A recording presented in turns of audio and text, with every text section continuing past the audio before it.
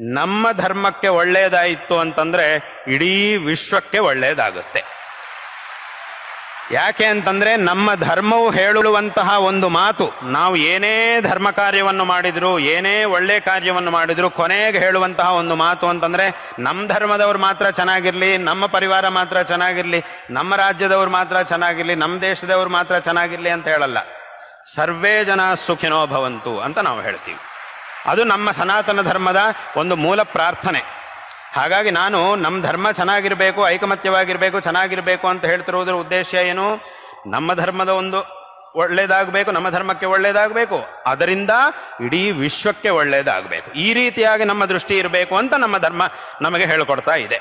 ಆದ್ದರಿಂದ ನಮ್ಮ ಧರ್ಮವು ನಮಗೆ ಸಂಕುಚಿತವಾದಂತಹ ದೃಷ್ಟಿಯನ್ನು ಕೊಟ್ಟಿಲ್ಲ, ನಮ್ಮ ಧರ್ಮವು ಒಂದು ವ್ಯಾಪಕವಾದಂತಹ ಒಂದು ದೃಷ್ಟಿಯನ್ನು ನಮಗೆ ಕೊಡ್ತಾ ಇದೆ.